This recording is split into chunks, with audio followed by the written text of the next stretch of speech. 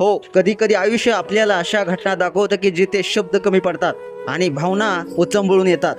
कोडाईकनालमधील गुना caves जवळची ही घटना एक जिवंत उदाहरण सोशल मीडियावरती प्रचंड व्हायरल होत आहे.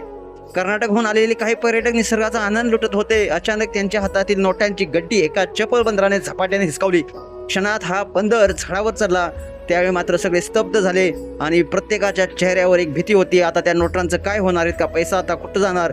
मात्र सगळे पर्यटक धावत त्याच्या मागे गेले. मोबाईल काढले, हसणं, चिडणं, आवाज करणं सगळं सुरू होतं. पण त्यानंतर जे घडलं त्याने सगळ्यांच्याच नजरा स्तब्ध झाल्या. तो बंदर एक एक करून नोटा खाली टाकू लागला. नोटा उडत खाली येत होत्या आणि लोक त्या टिपायला धावत होते. पण तो बंदर एका विचित्र शांततेने त्याच्या जागी बसून पाहत राहिला. जणू त्या बंदराच्या डोळ्यातून एक संदेश झिरपत होता.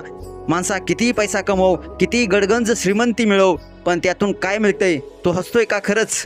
तू मोकळा आहेस का? तू आयुष्य अनुभवतोयस का? फक्त रडतोयस की फक्त रडतोयस? त्या छोट्याशा बंदराकडून मिळालेली शिकवण ही जगण्याचं खरं तत्वज्ञान आहे. सोडून देण्याची कला, मोहावर विजय आणि मोकळं आयुष्य. हे केवळ एक व्हायरल व्हिडिओ नाही, ही एक रिॲलिटी चेक आहे. आपल्या हव्यासाला आरसा दाखवणारी. माणूस कितीही प्रगत झाला तरी निसर्गाकडून तो अजूनही शिकतोच आहे. त्या बंदराने एका क्षणात दाखवून दिलं आहे की मनाची शांती हवी असेल तर सोडावं लागतं. धरून ठेवल्याने केवळ वजन वाढतं.